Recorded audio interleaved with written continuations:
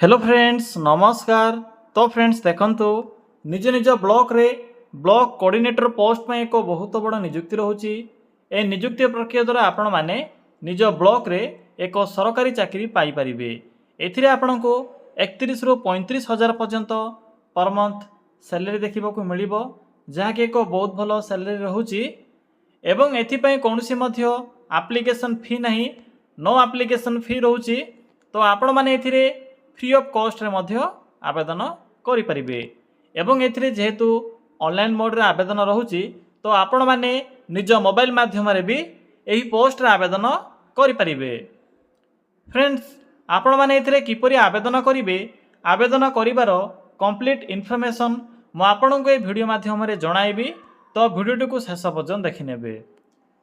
जदि आपण माने प्रथम थर पई आम चैनल रे विजिट करूछंती, तेबे एई भली नुवा नुवा सरकारी जॉब रो न्यूज़ पाइया पई चैनल टी सब्सक्राइब करी वीडियो को भी गोटे लाइक कर नियंतु। फ्रेंड्स देखंतु एही पोस्ट रे केउ माने आवेदन करि परिबे, हु कैन अप्लाई। एथिरे ऑल ओडिसा रो पिला माने आवेदन करि परिबे।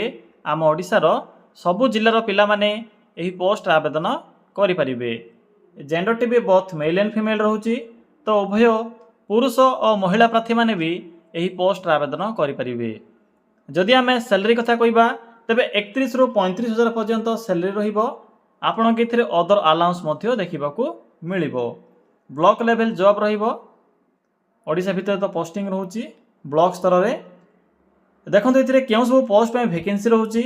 एथिरे ब्लॉक कोऑर्डिनेटर सहित डिस्ट्रिक्ट प्रोजेक्ट कोऑर्डिनेटर या सहित अकाउंटेंट पोस्ट पे एथिरे वैकेंसी रहूची। तो निजर योग्यता अनुसार आपण माने एथिरे जे कोनोसी भी गोटिए पोस्ट आवेदन करि परिबे। नेक्स्ट होचे एप्लिकेशन फी। फ्रेंड्स मु आपन को पूर्वर ही कहि सारिछि जे एथिरे आवेदन करिवार प्रोसेस कंप्लीटली फ्री रहउछि। तो नो एप्लिकेशन फी रहिबो। जनरल ओबीसी एससी एसटी समस्त को पई एथिरे मागणा आवेदन प्रोसेस रहिबो। तो समस्त एथिरे फ्री ऑफ कॉस्ट रे आवेदन करि परिबे। एप्लिकेशन फी पर नेक्स्ट होछि पोस्ट वाइज सैलरी।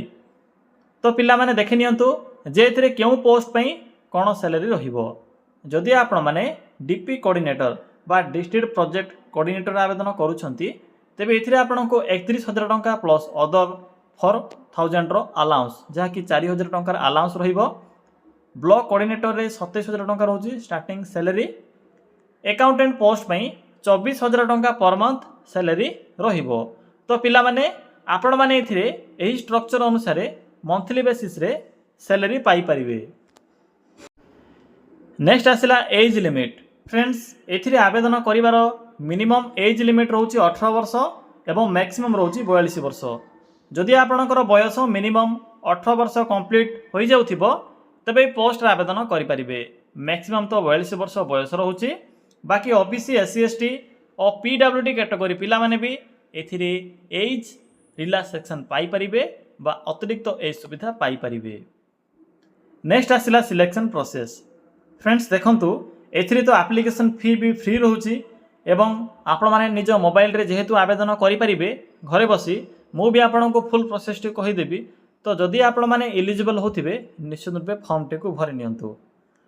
तो देखंतु सिलेक्शन प्रोसेस रे मार्क बेसिस रहउची। मार्क अनुसार प्रथम आपण को एथिरे शॉर्ट लिस्टेड करा जिवो। एहा परे शॉर्ट लिस्टेड हैला परे इंटरव्यू रहिबो, जा कि वॉक इन इंटरव्यू रहउची। एहा परे डॉक्यूमेंट वेरिफिकेशन बा डीवी रहिबो। तो यही प्रोसेस द्वारा आपण माने इथिरे सिलेक्शन पाई परिबे। निज ब्लॉक रे एक सरकारी चाकरी पाई परिबे। नेक्स्ट आसेला इंपोर्टेंट डॉक्यूमेंट। पिला माने देखंतु जेहेतु यह एक ऑनलाइन फॉर्म रहउची, तो आपण के इथिरे किछि डॉक्यूमेंट गुडी को पीडीएफ माध्यम रे पठेबा को पड़िबो। तो कोन रहउची से डॉक्यूमेंट थरुटिए देखि नियंतु, कारण पीडीएफ रे ए विषय रे क्लियरली मेंशन नाही। तो देखंतु मिनिमम होची आपणकर रिज्यूम बा बायोडाटा फॉर्म, यह सहित क्वालिफिकेशन रो पीडीएफ, यह सहित आपणकर आधार कार्ड, बस यही सब डॉक्यूमेंट फास्ट स्टेज बा जेतेले आपण माने ईमेल माध्यम रे आवेदन करिवे, यही सब बा चारोटी डॉक्यूमेंट आवश्यक पड़िबो। नेक्स्ट आसला अप्लाई रो मोड। देखंतु पिला माने ऑनलाइन मोड रहउची, टाइपिंग मिस्टेक अछि। आपण माने निज मोबाइल रे जाकी ईमेल माध्यम रे आवेदन करि परिबे। देखंतु अप्लाई रो डेट जाकी स्टार्ट होई सारी ऑलरेडी। तो चलंतु फ्रेंड्स एबे आलोचना करिबा जे आपण माने किपरि निजर मोबाइल माध्यम रे आवेदन करिवे एथिरे आवेदन करिवार कंप्लीट इनफॉरमेशन मु आपन केबे कहिबी। फ्रेंड्स एथिरे किपरि आवेदन करिवे निज मोबाइल माध्यम रे देखंतु आवेदन करिवा पई सिंपली गूगल को आसंतु। गूगल को आसी सिंपली सर्च करि नियंतु लेखंतु ओडिशा देन स्पेस लिखिबे GOVT जॉब देन लिखिबे .in। फ्रेंड्स देखिले जेठरे कोन मु टाइप कले सिंपली आपण माने एई भली टाइप करिवे एहा परे सर्च रो ऑप्शन ऊपर क्लिक करिवे। फ्रेंड्स क्लिक कला परे आपण को प्रथम जे साइट टी शो हेबो ओडिशा GOVT जॉब रो प्लस एठरे नेशनल फ्लैग रो भी एक सिंबल टी शो होदिबो सिंपली सेही साइड रो लिंक ऊपर क्लिक करिवे। पिला माने क्लिक कला परे एई भली को इंटरफेस टी शो हेबो आपण को एठरे डिफरेंट टाइप रो कैटेगरी अनुसार जॉब रो ऑप्शन गुडी को देखिबा को मिलिबो।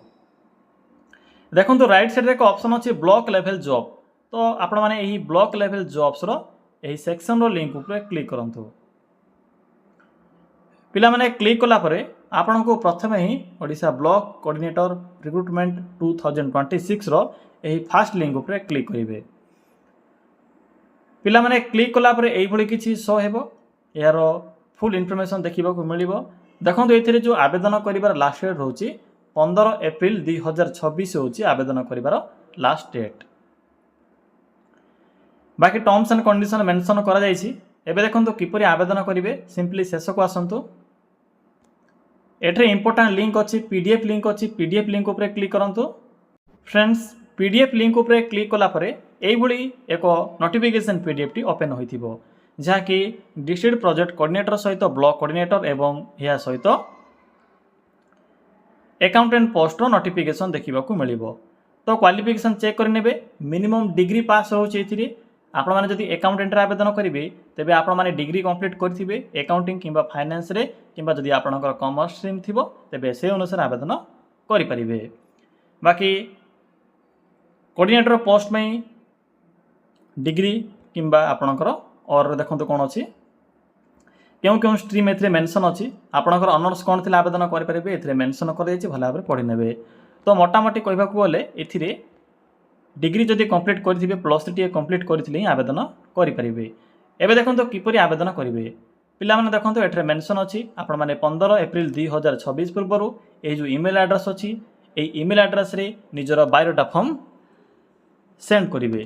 तो सिंपली एक बायोडाटा फॉर्म टी को फिलअप करिवे फिलअप करी आपण माने एही ईमेल एड्रेस रे पठाइबे बस एतकी काम रहउची। जदि आपणकर भल स्कोर थिबो बा जति भी एथिरे पिला माने आवेदन करथिबे सेमानक मध्यरु जदि आपणकर स्कोर भल थिबो तो शॉर्टलिस्टेड हेबे इंटरव्यू पई।